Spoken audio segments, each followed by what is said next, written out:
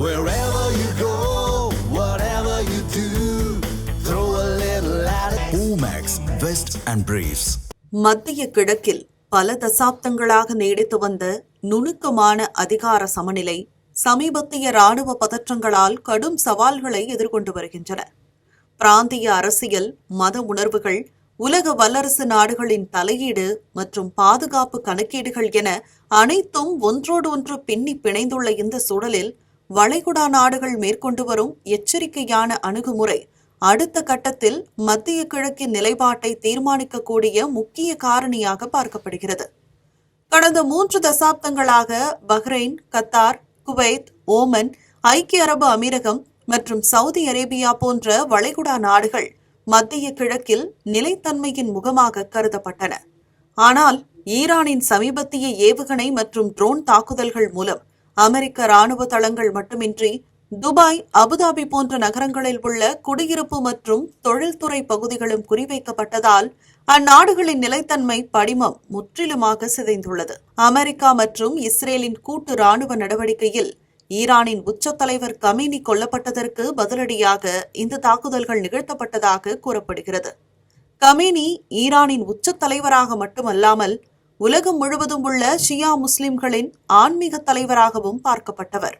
இதனால் ஈரானுக்கு எதிராக நேரடி பதிலடி கொடுப்பது ஷியா முஸ்லிம்களுக்கு எதிரான செயலாக பார்க்கப்படலாம் எனவும், இஸ்ரேல் மற்றும் அமெரிக்காவுடன் அணி சேர்ந்தது போன்ற பிம்பத்தை ஏற்படுத்தலாம் என்றும் அரபு நாடுகள் அஞ்சுகின்றன.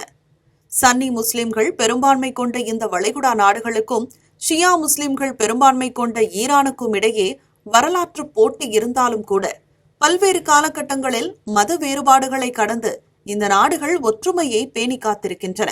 ஈரான் தங்கள் தாக்குதல்களை நியாயப்படுத்திய போது வளைகுடா நாடுகளில் உள்ள அமெரிக்க இராணுவ தளங்களே அவர்களது குறியாக இருந்ததாக தெரிவித்தது.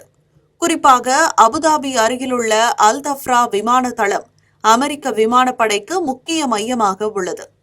எனினும் இந்த தாக்குதல்களுக்கு பிறகு அமெரிக்கா மற்றும் பல அரபு நாடுகள் இணைந்து ஈரானின் நடவடிக்கையை கடுமையாக கண்டித்தன. வளைகுடா ஒத்துழைப்பு கவுன்சிலும் அவசர கூட்டம் நடத்தி தற்காப்பு நடவடிக்கைகளுக்கான உரிமையை உறுதிப்படுத்தியது. இருப்பினும் இதுவரை எந்த அரபு நாடும் ஈரானுக்கு எதிராக நேரடி இராணுவ பதிலடி கொடுக்கவில்லை. ஒருவேளை தாக்குதல் நடத்தினால் ஏற்கனவே ஈரான் எச்சரித்தபடி அந்த நாடுகளின் ஆட்சியாளர்களுடைய அரண்மனைகள் குறிவைக்கப்படலாம் என்ற அச்சமும் அதற்கு முக்கிய காரணமாக பார்க்கப்படுகிறது. அது மட்டுமின்றி ஈரான் தன்னை மேற்கத்திய நாடுகளுக்கு எதிரான இஸ்லாமிய போராளியாக சித்தரித்து வந்துள்ள நிலையில் அந்நாட்டிற்கு எதிரான தாக்குதல் பிராந்திய முஸ்லிம்களின் மனநிலையை பாதிக்கக்கூடும் என்பதும் வளைகுடா நாடுகளின் மிகப்பெரிய கவலையாக உள்ளது. ஈரான் உச்ச தலைவர் கமேனி கொல்லப்பட்டதை தொடர்ந்து கோம் நகரில் உள்ள ஜாம்கரான் பள்ளிவாசலில் சிவப்பு கொடி ஏற்றப்பட்டது.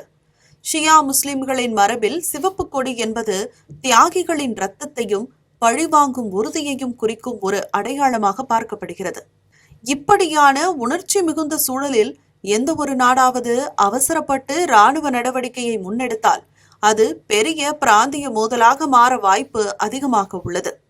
இவற்றையெல்லாம் கருத்தில் கொண்டே ஈரான் தாக்குதல்கள் நடத்திய பிறகு அதற்கு பதிலடி கொடுக்காமல் அரபு நாடுகள் சூழ்நிலையை கவனமாக கணக்கிட்டு மிகுந்த எச்சரிக்கையுடனும் கட்டுப்பாட்டுடனும் செயல்பட்டு வருகின்றன.